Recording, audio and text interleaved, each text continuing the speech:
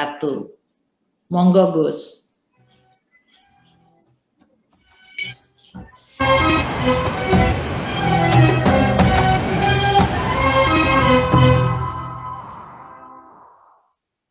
Terima kasih atas sambutannya pada acara malam hari.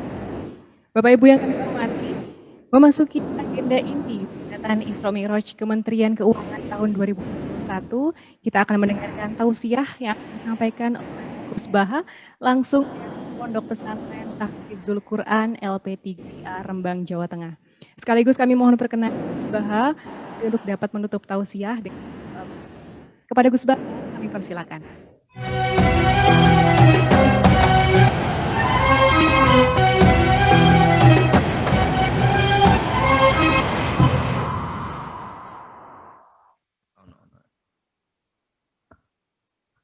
Assalamualaikum warahmatullahi wabarakatuh.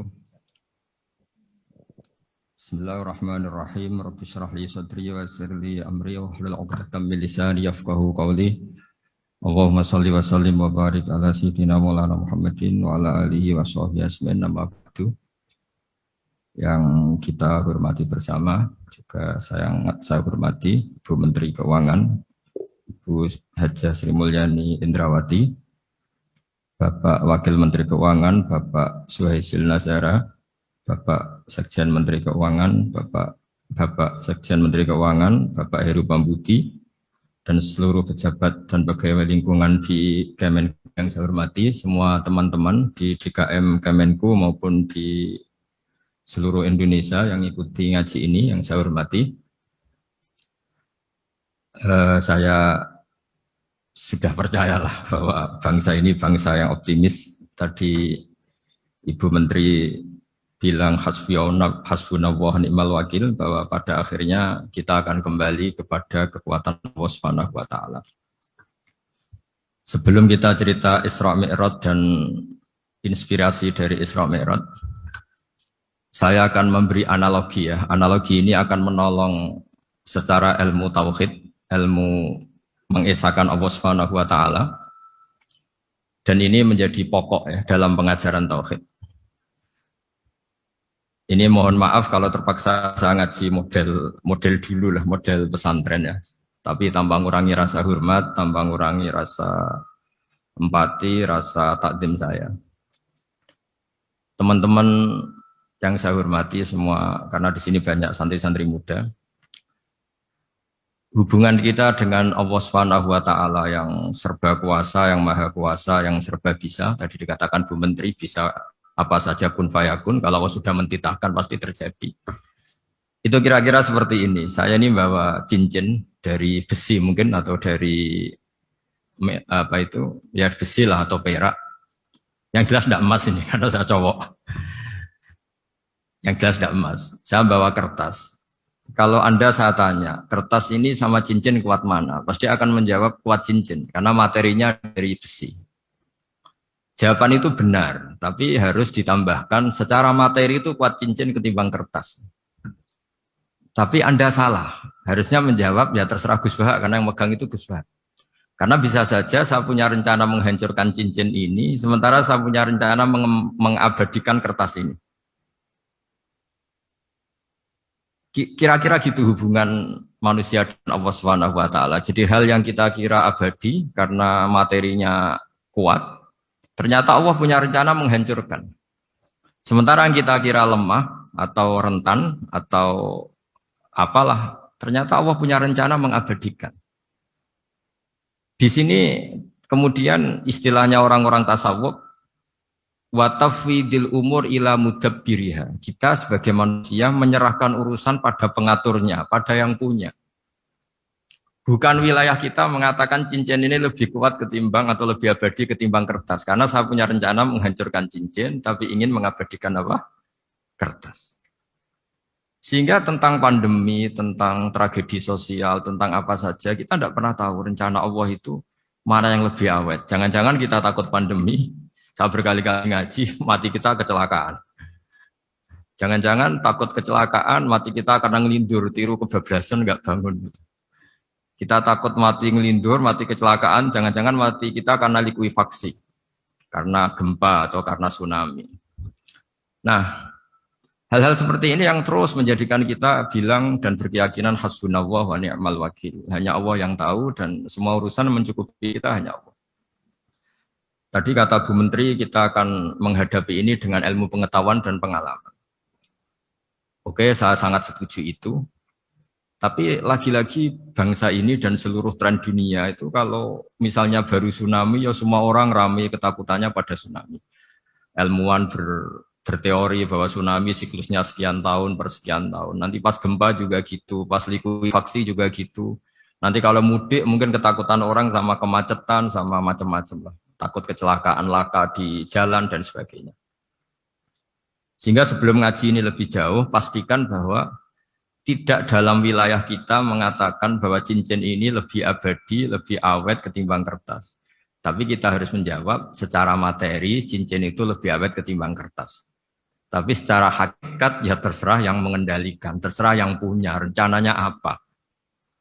Nah, di sini pentingnya ngaji. Karena dari ngaji itu kita akan kembali ke ma'rifatullah, ngerti Allah yang sebenarnya.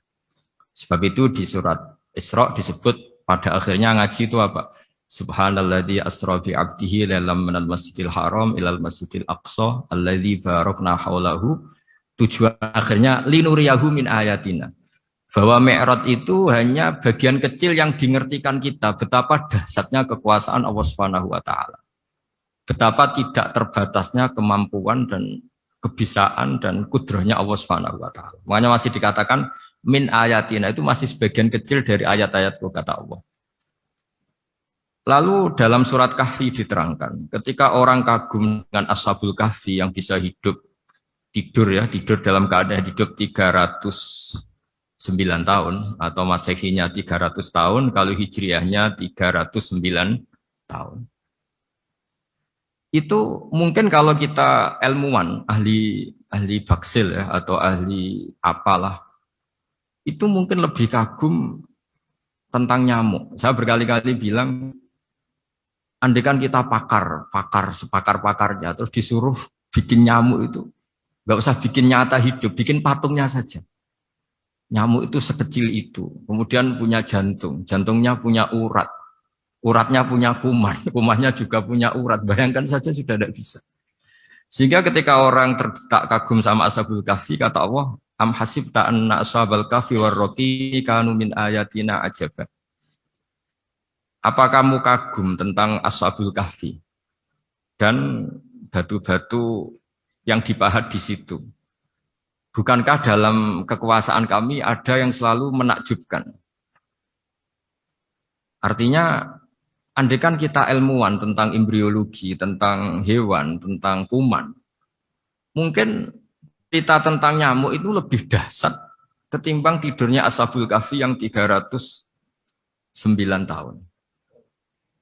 Karena kemampuan Allah menciptakan nyamuk yang kecil, sangat kecil, super kecil, kemudian kecil itu ya punya jantung tentu lebih kecil lagi, belum uratnya jantung itu, belum nyamuk juga di dalamnya menyimpan calon-calon keturunannya, kayak apa kecilnya lagi.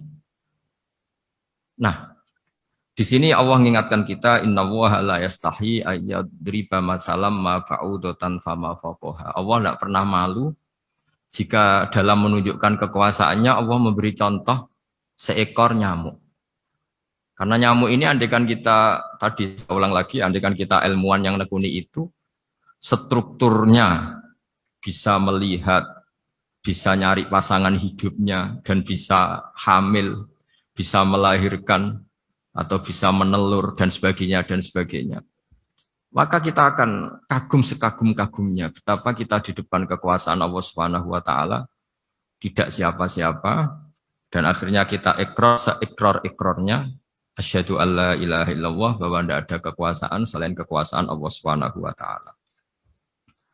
Lalu kenapa nyamuk itu tidak menjadi perhatian publik?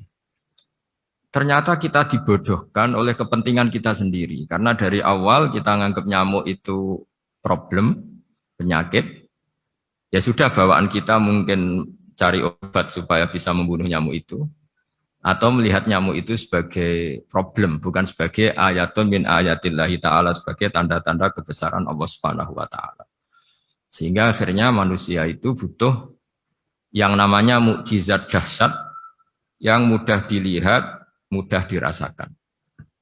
Akhirnya kita tahu dalam sejarah para nabi, Nabi Musa minta mukjizat Laut Merah dibelah sehingga bangsa Israel bisa melewati kejaran Fir'aun dan sampai selamat dari kejaran Fir'aun. Nabi Soleh umatnya minta keajaiban, yaitu onta keluar dari batu besar. Dan Nabi Soleh menuruti, akhirnya ada onta yang keluar dari batu besar. Begitu juga nabi-nabi sebelum itu atau setelah itu, selalu ada mukjizat yang memang manusia tidak mampu. Nah, kata tidak mampu ini yang semua umat para nabi tidak akan seunggul umat Nabi Muhammad SAW. Karena kita sebagai umat Rasulullah SAW untuk merasa tidak mampu itu tidak harus hal-hal seperti membelah laut, tidak harus hal-hal seperti onta keluar dari batu, tidak harus hal-hal yang dahsyat kayak tongkat Nabi Musa menjadi ular besar yang menelan semua sihir-sihirnya Fir'aun. Kita sebagai umatnya Nabi selalu tiap hari bilang innallaha ala kulli syai'in qadir, hanya Allah yang mampu. Allah mampu atas segala hal. Melihat nyamuk kita iman, melihat hal-hal kecil. Karena kita ketika melihat nyamuk, itu mesti kita itu kok hebat nyamuk, tanpa rapat, tanpa ada gaji dari Kemenku bisa populasinya dijaga. Padahal musuhnya banyak. Musuhnya nyamuk itu umat manusia yang katanya makhluk paling cerdas di dunia. Tapi tidak juga bisa menghabisi nyamuk. Mungkin mereka juga rapat terus untuk menjaga ketahanan populasinya. Jadi, andaikan kita pakai ayat tadi, innallaha la yastahi ayyadriba masalam ma ba'udah. Allah itu tidak pernah malu untuk menunjukkan kekuasaannya. Cukup misalnya kita belajar tentang nyamuk. Sudah sekecil itu punya mata, matanya punya saraf, punya urat. Terus kecil apa? Begitu nyamuk sendiri punya kuman. Kalau nyamuk sendiri kecil, terus kumannya sekecil apa? Terus organ tubuhnya seberapa? Ini sudah kedahsyatan yang luar biasa yang menjadikan kita iman. Innallaha ala kulli syai'in qadir. Allah sendiri yang maha kuasa. Sehingga kembali ke tadi, peristiwa Mi'raj yang super dahsyat pun kata Allah masih dikatakan linuriyahu min ayatina. Hanya untuk menunjukkan sebagian dari ayat-ayatku. Bukan mewakili semua ayat-ayat kekuasaan Allah Ta'ala. Tapi sebagian. Min itu tab'id sebagian. Lalu sebelum kita jauh belajar, kita sendiri juga, saya sendiri masih belajar. Kehebatan Rasulullah SAW, Nabi akhir zaman. Kenapa hebat? Itu diantaranya adalah karena mukjizat tongkat itu pada akhirnya diletakkan di museum. Orang melihat, terus gaya-gayanan kuat ke Turki, atau bisa melihat langsung di museum. Dan setelah melihat, kadang-kadang kita ragu, masa tongkat ini betul itu. Kalau setelah misalnya yakin, bisa dipakai lagi enggak ya? Jadi hal-hal yang mengundang pertanyaan sekaligus keraguan. Beda dengan ajaran Rasulullah Muhammad SAW. Ketika Nabi cerita betapa kekuasaan Allah itu super dahsyat. Buktinya ya nyamuk tadi. Kayak apa susahnya bikin nyamuk. Sudah kecil, punya organ tubuh tentu lebih kecil, punya urat lebih kecil lagi, punya kuman yang lebih kecil lagi, dan kuman itu juga punya organ tubuh lebih kecil lagi. Itu mbok kamu udah usah ke Turki, kamu hidup di kampung, di pedalaman, sudah menyaksikan Anallaha ala kulli syai'in qadir, bahwa Allah itu maha kuasa. Nah, ngaji bareng ya, ngaji seperti ini. Saya termasuk kiai yang selalu berkampanye supaya orang ikrar seikrar-ikrarnya bahwa kita ini di tangan Allah Subhanahu wa taala. Saya kemarin-kemarin ngaji sama orang-orang Grab, juga barusan 3 hari yang lalu, 4 hari yang lalu ngaji sama teman-teman disabel atau difabel. Karena mereka kalau dibahasakan disabel nggak mau, tapi komunitas internasional minta dis pakai bahasa S, tapi kita di Indonesia pakai difabel. Akhirnya kita tahu, ternyata orang yang kita kira menderita karena fisiknya, ternyata kadang lebih bahagia. Karena Allah bisa mengalihkan pikiran untuk positif. Saya berkali-kali guyon di depan para tamu. Saya pernah punya tamu itu perempuan nggak cantik miskin lagi. Ini nyata ini. Gus doakan supaya suami saya kaya. Terus saya bilang, memangnya kalau sudah kaya ngapain itu? Ya paling enggak rumah saya diganti, mobil saya diganti. Tapi nanti akhirnya evaluasi Anda juga ingin diganti. Gitu. Karena setelah rumahnya mewah, pakai mobil mewah, pasti yang dievaluasi bukan rumah dan mobil, tapi Anda. Kok enggak pas ya wajah gini di rumah saya gitu.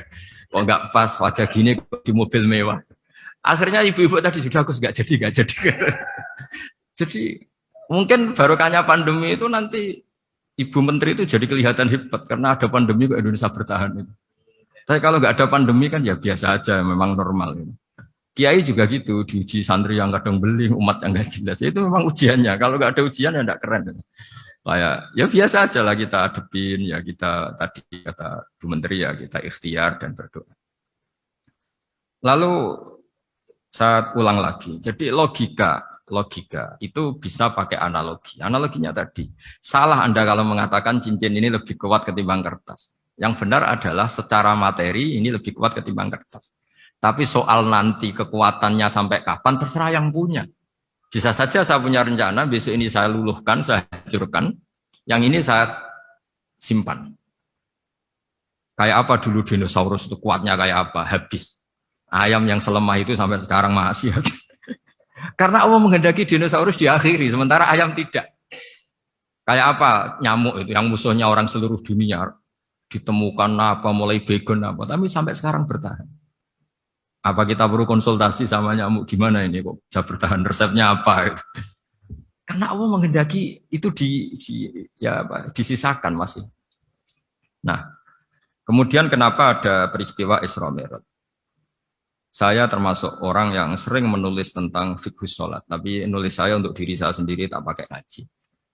Tidak saya bukukan, memang saya sengaja karena ribet biasanya penerbit itu. Terus bicara royalti apa, kita kan mulai kecil dilatih ikhlas, jadi kalau komersial itu jadi bingung. Karena tidak biasa komersial, jadi kalau diajak komersial itu malah jadi bingung. Nabi ketika Mi'raj, ini yang jarang dikaji.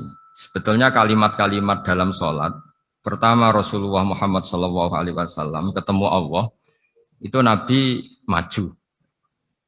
Maju ini Jibril sebenarnya mau ikut. Karena Nabi bilang, ya Jibril jangan tinggalkan saya sendiri.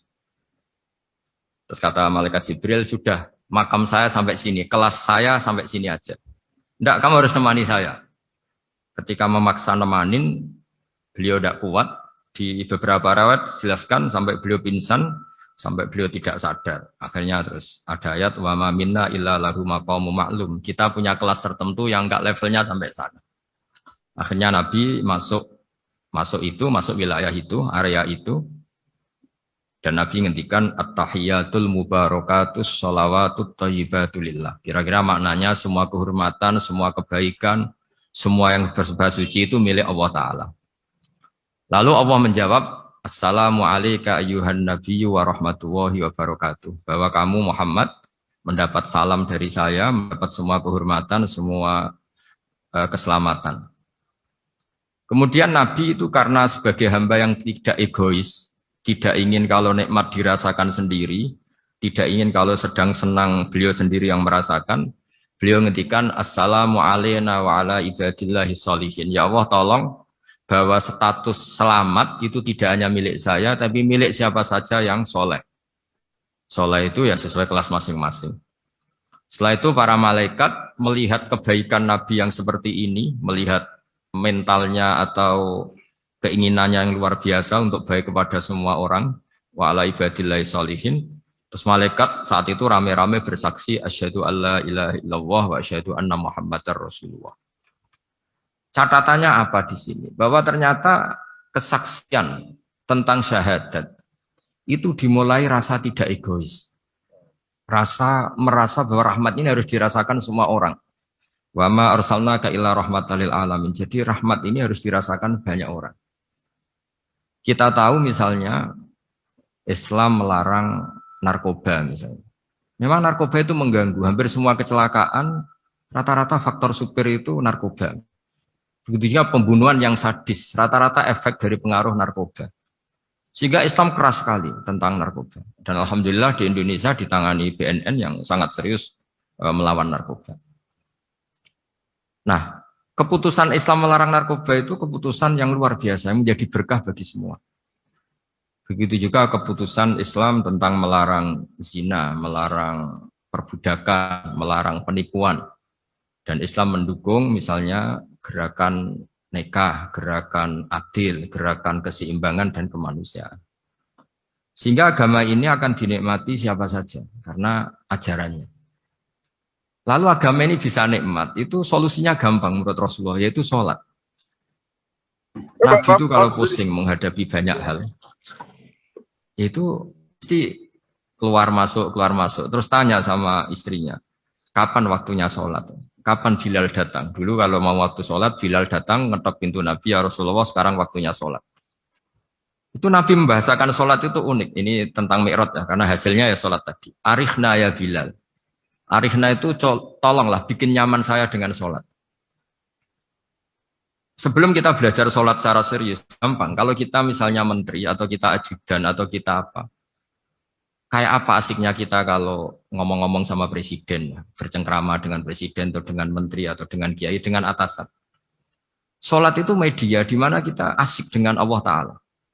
Kalau kita bisa asik dengan atasan yang manusia, apalagi ini asik dengan Allah Subhanahu wa Ta'ala. Sehingga kita harus malu kalau sholat tidak asik. Kita ketemu orang yang kita hormati saja asik, masa ini ketemu Allah Ta'ala tidak asik. Sehingga dulu, bawaannya orang dulu itu kalau sholat, untuk tidak cepat itu harus diperintah. Dulu para nabi, para sahabat kalau sholat itu lama-lama. Sehingga sampai nabi yang turun tangan, wahai para sahabatku, kalau kamu jadi imam jangan lama-lama. Karena dulu semua orang itu penikmat sholat. Sehingga untuk tidak lama itu nunggu diperintah. Kalau kamu jadi imam jangan lama-lama, kasihan makmumnya itu. Nah sekarang alhamdulillah tanpa dilarang sudah cepat semua. Ini sudah ada kemajuan, ini sudah maju sekali ini, nggak usah dilarang sudah cepat. Dulu itu saking asiknya orang sholat, untuk supaya agak cepat itu harus ada perintah dari Nabi. Kalau kamu jadi imam jangan lama-lama. Nah kita kalau sedang pas baik lah, pas waras lah kira-kira gitu. Kalau bahasa orang Pantura, saya ini orang Pantura, jadi kalau ngomong lebih keras, lebih vulgar. Normalnya orang sholat itu tidak bisa ngakhiri. Normalnya, saya ulang lagi, normalnya orang sholat itu tidak bisa ngakhiri karena ketemu zat yang kita cintai. Kita kalau ketemu orang yang kita hormati, yang kita cintai itu nggak bisa ngakhiri. Misalnya mungkin anak muda, contohnya ketemu pacar tidak bisa ngakhiri. Kita kangen sama temen, jagung tidak bisa ngakhiri karena asik. Nah ini ketemu Allah yang dipuja-puja, dipuji-puji, kemudian cepat ingin ngakhiri. Jadi ini kita agak aneh. Makanya orang sholat itu tidak bisa ngakhiri. Dan itu normal. Sehingga dulu ketika Sayyidina Umar itu ditikam sama satu benda yang kayak pancing itu. Panah itu kan kayak pancing ya. Jadi kalau masuk cepat tapi nariknya susah. Karena ada grendelnya. Itu tiap ditarik sakit, Dan beliau bilang, nanti setelah saya sholat tarik. Beliau sholat, nyaman, ditarik itu enggak gerak sama sekali. Karena dia sudah istighraq billah, sudah nyaman dengan Allah, sehingga ditarik itu enggak kerasa. Dulu di daerah sini, masih keluarga kita semua. Ada seorang wali jadi imam masjid. Itu di PHK sama takmirnya. Karena ketika sujud, dia asik terus lama sekali. Sampai 30 menit. Sampai santrinya bilang, mbah, sampun.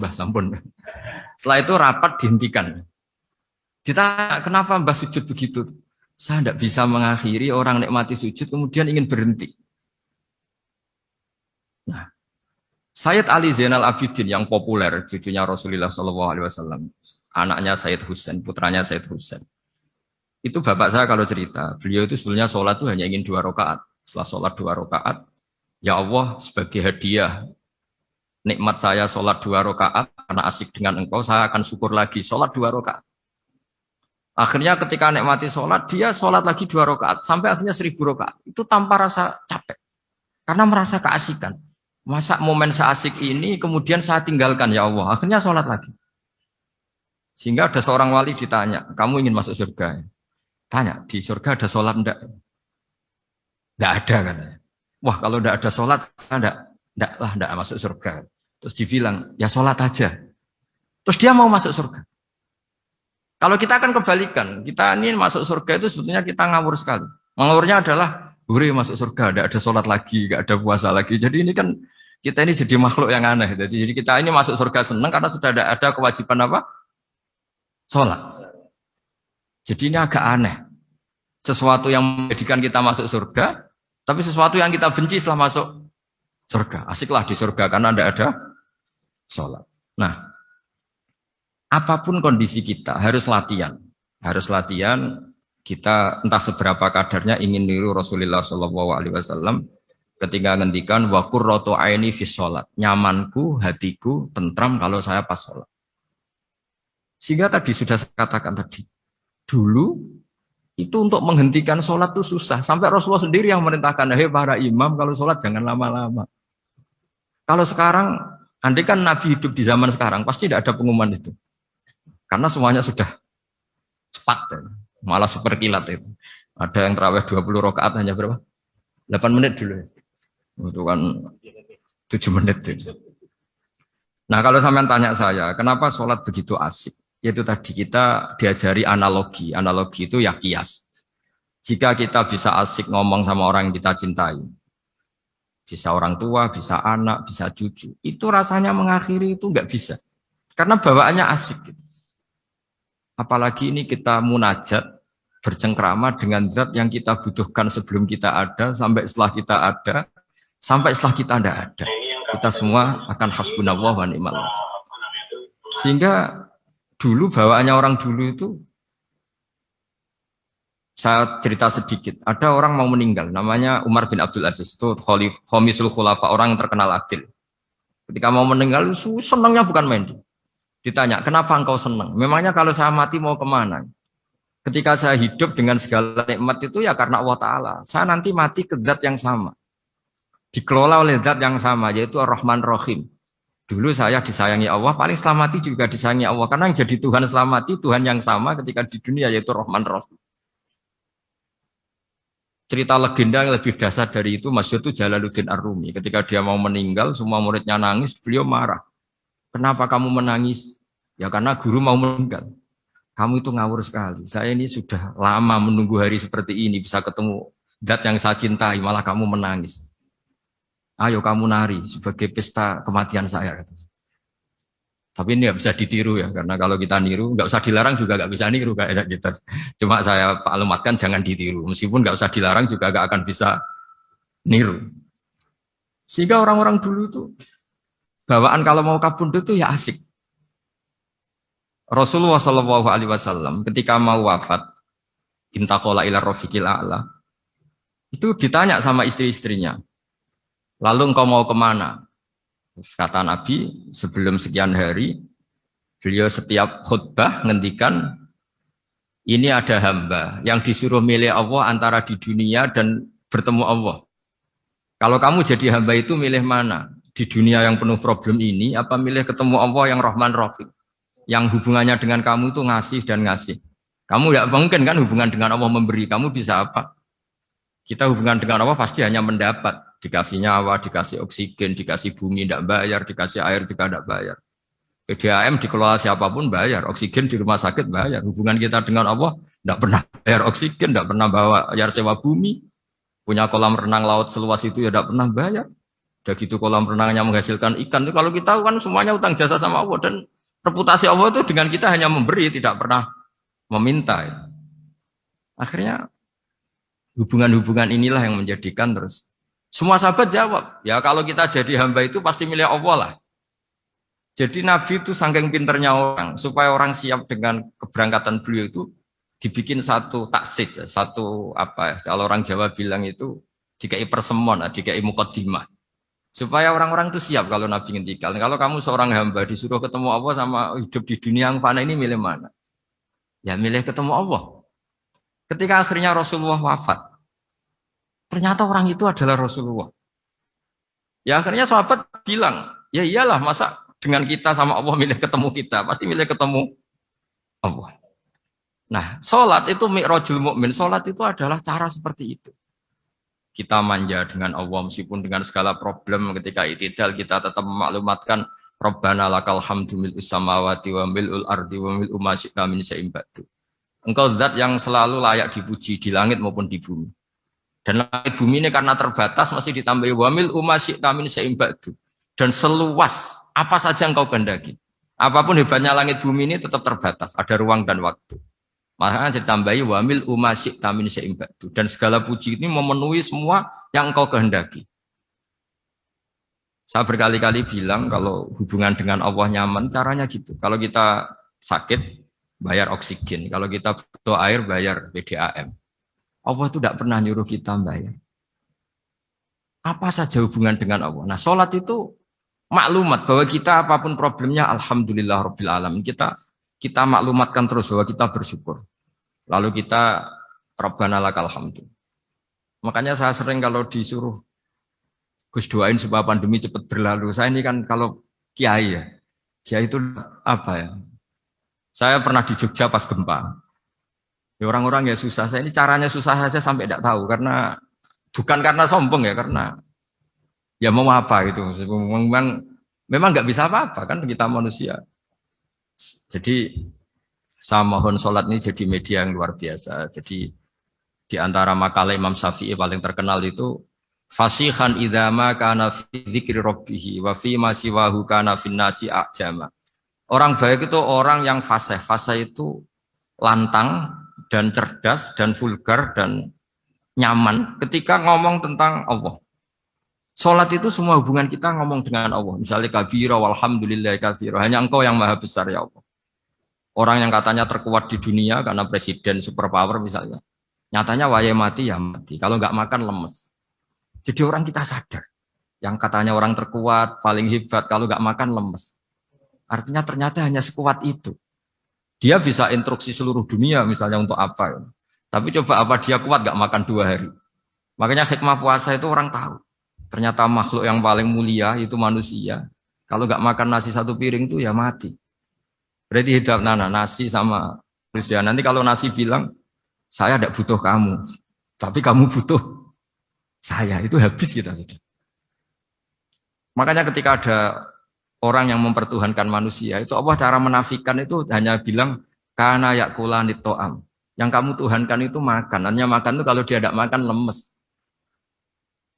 Jadi kiai itu atau manusia-manusia yang dekat Allah al-afillah itu ketika mengatakan kabira walhamdulillah katsira subhanahu wa bukrata wa asila itu kelihatan. Makanya Quran kalau mencibir kita, falola in kuntum ghaira madidin tarji'unaha in kuntum shadiqin. Kalau kamu merasa dikjaya, mbok jangan mati, mbok jangan tua. Sudahlah hidup terus. Dikjaya kok mati gak keren. Orang top kok mati itu gak keren. Jadi apa cara gojlek itu ya sudahlah. Kalau kamu hebat jangan mati gitu. Nah, sholat tuh mengingatkan itu terus. Sampai kita bilang inna sholati wa nusuki wa mahyaya wa mamati lillahi rabbil alamin. Gusti, saat ini saya ikrarkan hidupku, matiku, semuanya terserah Engkau. Nah, lagi-lagi tadi, ketika kita bilang cincin ini lebih kuat ketimbang kertas, Anda salah. Karena itu hanya secara materi. Kuat tidaknya terserah yang mengendalikan. Karena saya punya rencana menghancurkan cincin ini, besok mau saya lebur, sementara saya mau mengabadikan kertas ini. Nah, disinilah terus kita diajari misalnya di surat Yasin yang populer, Allah itu siapa? Allah itu subhanalladzi biyadihi malakutu kulli syai'in, yang mengendalikan semua sesuatu. Makanya sholat itu menjadi penting. Saya sendiri termasuk orang yang jarang imam ya, saya selalu jadi makmum. Jadi andaikan Mas Zakaria di sini saya juga makmum. Cuma keren saya kayaknya meskipun saya makmum. Karena saya kalau makmum itu bisa ingat Allah terus. Kalau imam itu enggak jaga image. Karena malu kan, misalnya di masjid kementerian terus sholatnya kok cepet nanti dikira nggak ustadz betulan itu. Kalau ulama ternyata banyak urusan jadi banyak berpikir gitu. Tapi alhamdulillah ini barokahnya ngaji terus apa ya? Ya hasilnya mi'raj itu ya sholat itu. Sholat ini spesial karena tadi saya bayangkan itu di surga nggak ada sholat itu ya terus wopo itu nggak asik. Itu kalau Imam Ghazali itu membarter kita itu begini, kalau kamu bangga di kasrotin nisa, pasangan kamu banyak, itu ayat lebih kuat ketimbang Anda, karena 1 hari 1 jam bisa berapa kali. Kalau Anda bangga bisa makan, itu kerbau itu makannya lebih banyak. Nah, kalau Anda bangga atas pengaruh itu, tawon itu, ratu tawon itu pengaruhnya lebih besar ketimbang Anda dia diam di rumah tapi anak buahnya loyalnya kayak gitu. Artinya kalau manusia bangga itu apa? Ya dengan sholat tadi ini karena satu ibadah yang nggak tertandingi oleh makhluk yang lain. Apalagi dalam sholat itu ada semua gerakan yang mewakili semua ibadahnya malaikat. Malaikat itu ada yang ibadahnya berdiri terus, ada yang rukuk terus, ada yang sujud terus. Dan sholat itu mewakili semua itu. Juga mewakili sosial, karena setelah sholat kita bilang Assalamualaikum warahmatullahi wabarakatuh. Bahwa keselamatan ada di kanan dan kiri. Nah, oke ya, itu sakralnya Mi'raj. Tapi di balik Mi'raj itu ada hal-hal yang manusiawi. Dan ini yang terjadi di dunia. Ketika Rasulullah melangkai makamnya Nabi Musa, makam itu status ranking lah kalau dalam bahasa Indonesia itu. Kalau bahasa Indonesia itu ribet, makam itu kuburan. Makanya orang Indonesia sering tanya saya, Gus, makamnya Nabi Ibrahim kok batu? Makam yang dekat Ka'bah itu bukan makam dengan makna kuburan, itu tempat yang dipakai Nabi Ibrahim membangun apa? Ka'bah. Cara Jawa pancatan itu. Nabi Musa itu gak terima, komplain sama Allah. Ya Allah, ini lebih junior ketimbang saya. Kenapa makamnya melangkai saya? Ini tidak fair. Jadi di mana-mana manusia itu kalau disalib junior itu ya tidak terima. Ya ada manusianya. Terus ditanya sama malaikat Jibril, kenapa kamu gak terima? Ini orang Israel, kadung ngira saya ini nabi paling top. Ini kalau sampai konangan saya kalah sama Muhammad tuh malu saya kata. Jadi artinya ya ada sisi manusia. Itu ada kitabnya. Terus ya tapi memang Nabi Muhammad lebih top ketimbang kamu. Memang dia Nabi pilihan, Sayyidul Awalin wal Akhirin. Oke, kalau saya kalah dengan dia gak apa-apa. Tapi umatnya jangan ya. Maksudnya umatnya bangsa Israel harus lebih top ketimbang kita. Makanya orang Israel sampai sekarang begitu itu ya memang ada sanatnya. Gak mau kalah. Karena usulnya Nabi Musa memang gak boleh kalah. Terus kata Allah, ya gak bisa. Memang yang paling top tetap umatnya Muhammad, bukan umat kamu. Tetap kamu kalah. Sehingga setelah kalah dan menang itu kita terus tidak tahu.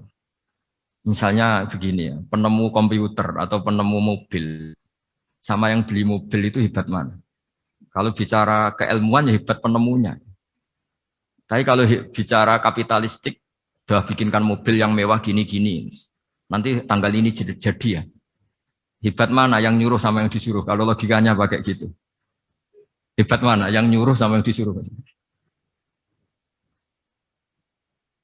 Artinya kamu milih jadi mana? Penemu mobil, hebat kan? Tapi terus sama orang kaya diminta, bikinkan ini, speknya seperti ini, selesai di sini. Hebat mana? Nyuruh sama disuruh? Menyuruh. Tapi yang nyuruh tidak bisa bikin mobil, yang disuruh bisa. Pinter mana? Pinter yang disuruh. Tapi pertanyaannya, wong bisa nyuruh ngapain bikin sendiri? Pinter mana? Ini mohon maaf karena di sini banyak orang nggak jelas-jelas juga. Artinya terus subjektivitas manusia ini tetap ada gitu. Kalau bisa beli ngapain bikin gitu. Tapi kalau bisa bikin ngapain beli. Nah mungkin perdebatan di kementerian atau di yayasan atau di kampung-kampung atau di apa mesti begitu.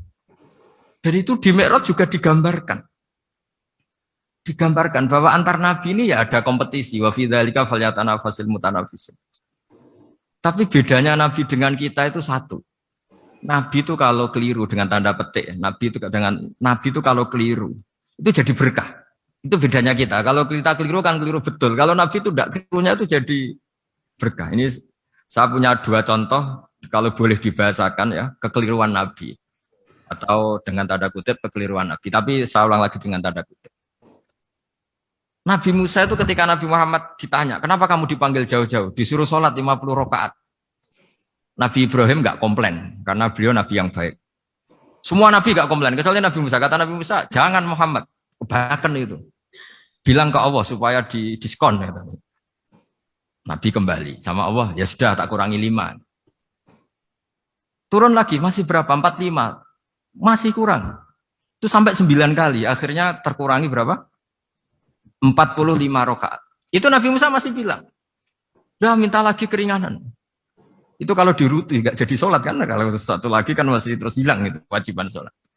Nah, Nabi Musa sebetulnya itu bukan karena kasihan kita. Bukan. Dia nggak empati dengan kita. Beliau nggak empati sama kita. Tapi gara-gara Muhammad, umatku yang lebih kuat, lebih ganteng aja nggak mampu melakukan sholat 50 rakaat, apalagi umatmu. Dia memang orang Israel kan ganteng-ganteng, kuat-kuat, jadi dia pede. Umatku yang lebih keren, lebih ganteng saja nggak kuat, apalagi umatmu. Jadi sebetulnya dia minta keringanan itu karena corong Jawa ngeprekno kita, menyepelekan kita bahwa makanya saya ingin memberitahu Nabi Musa kalau ada umatnya Rasulullah yang namanya Sayyid Ali Zainal Abidin yang satu hari sholat 1000 rakaat. Jadi nanti kalau ketemu Nabi Musa, ini 50 aja, ini kuatnya malah 1000. Nah akhirnya, tapi barokahnya Nabi Musa yang sentimen ini, sholat gak jadi 50, tapi 5. Itu bedanya Nabi sama kita. Ada contoh yang lebih ekstrim, kelirunya Nabi itu Nabi Yunus. Nabi Yunus, tapi keliru yang barokah, saya ulang lagi. Nabi Yunus itu memaklumatkan ke masyarakatnya, nanti itu kalau kamu tidak nurut sama saya ada azab. Anggap saja azab itu hari Kamis. Besok hari apa ya? Besok hari Kamis ya? Besok hari apa? Lupa hari ya. Rebu apa Kamis?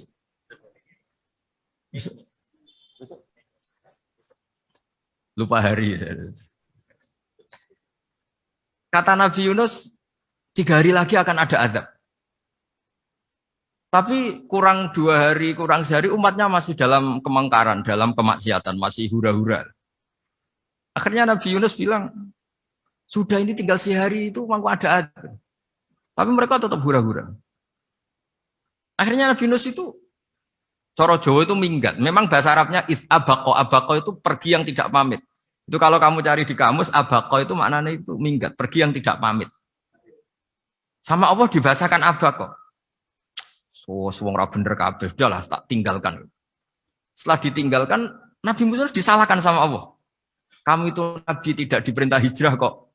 Hijrah. Syaratnya Nabi kan mengambil keputusan apa saja berdasar wahyu. Tapi tanpa ada perintah wahyu, dia tetap keluar dari kampungnya itu.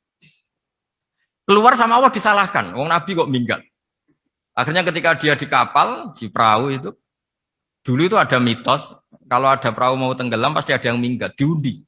Sampai 3 kali yang keluar dia, akhirnya tahu diri nyemplung. Nyemplung terus ditelan ikan nun. Pokoknya ikan besar lah. Diberi sanksi sama Allah, karena dia Nabi kok melanggar, diberi sanksi ditelan ikan nun. Telan ikan nun karena beliau seorang Nabi, perutnya ikan itu jadi masjid, dia baca tasbih terus.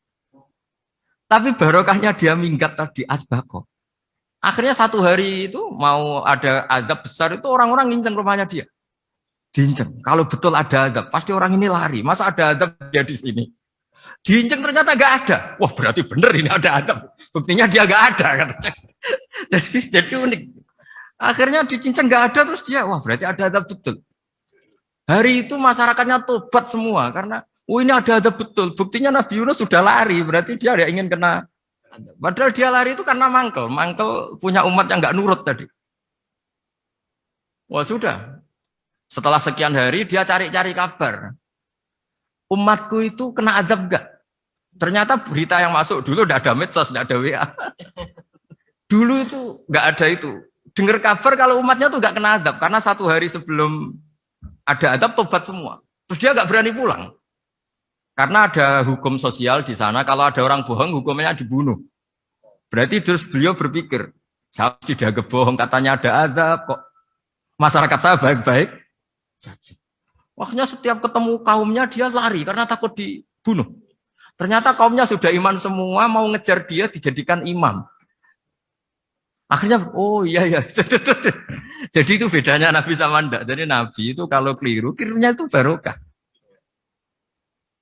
Makanya kita tidak usah ikut keliru. Karena keliru kita ini pasti tidak barokah. Itu musibah. Jadi dulu ceritanya Anteng juga gitu. Yang namanya istri 2 itu kan cemburu. Pertama Nabi Ibrahim punya istri namanya Sarah.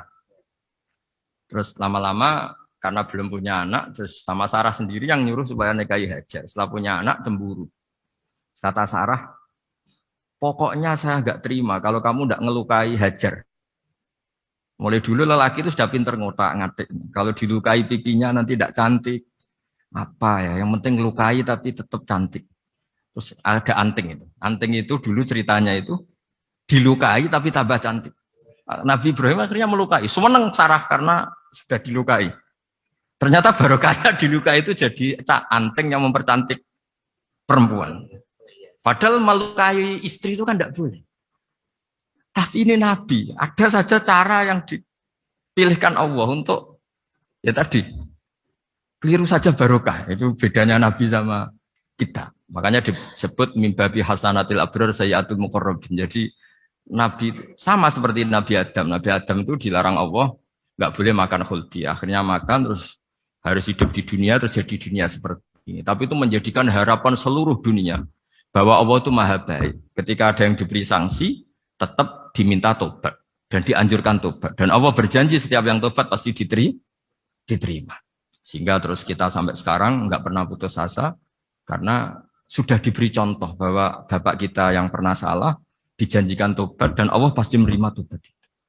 Jadi ini bedanya kita dengan Nabi. Jadi semoga lewat pengajian ini atau ngaji bareng ini kita tahu kalau kita ahli astronomi atau ahli meteorik mungkin takut kita kejatuhan meteor. Kalau ahli gempa mungkin takut lempengan kita gini terus gempa. Kalau ahli tsunami takutnya tsunami. Kalau ahli sosial takut chaos. Mungkin yang ahli perbankan takut ras. Jadi kalau nuruti takut ya takutlah. Tapi cobalah kita iman lagi. Tadi kata Bu Menteri sudahlah punya hasbunallah wa ni'mal wakil ya sudah Indonesia pasti akan baik-baik saja dan kita akan selalu berharap dengan kecerdasan dengan ikhtiar. Tapi kita akan selalu berdoa kepada Allah Subhanahu wa taala. Saya kira demikian dan mohon maaf, monggo berdoa bareng-bareng. Al-Fatihah. Bismillahirrahmanirrahim. Ar-Rahmanir-Rahim. Maliki yaumiddin.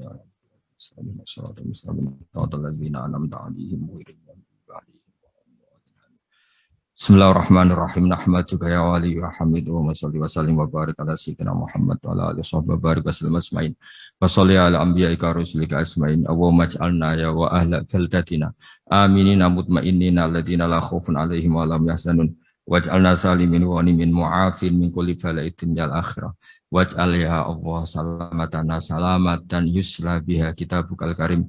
Wa salamatan ya Allah nazkuruka katsiran fi sholatina wa siyamina ya Allah. Wa taj'alana ya Allah mimman ya'buduka mimman yarjuka mimman yakhafuk. Allahumma ya ij'al hadhil baldah baldatan thayyibatan mubarakah baldatun thayyibatun warabun ghafur bi haqqi tatabi alaika wa na'maika ya Allah wa nahnu nasku ilaika ya Allah du'fana ya Allah wa qillata hilatina fa adrikna ya Allah daiman wa fi kulli hal bi alaika wa na'maika hatta nakuna ya wa salimin mu'afin min kulli bala'id dunyal akhirah.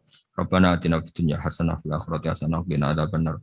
Sallallahu alaihi wasallam Muhammad sallallahu alaihi wasallam. Subhana rabbika rabbil izzati amma yasifun. Alhamdulillah.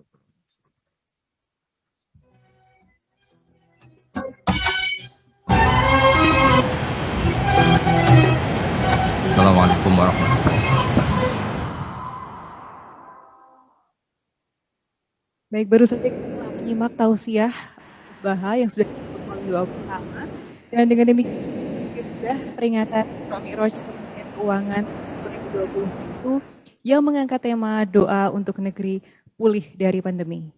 Kami ucapkan terima kasih atas kesediaan Bapak Ibu hadirin yang telah menyaksikan acara ini dari awal hingga akhir dan kami memohon maaf apabila kurang berkenan dalam membawakan acara. Tetap jaga kesehatan, saling peduli dan senantiasa patuhi protokol kesehatan dengan menerapkan 3M, memakai masker, menjaga jarak, dan mencuci tangan. Semoga Allah SWT senantiasa memberikan kesehatan dan juga keselamatan dimanapun berada. Wabillahi taufiq wal hidayah. Wassalamualaikum warahmatullahi wabarakatuh. Waalaikumsalam. Terima kasih.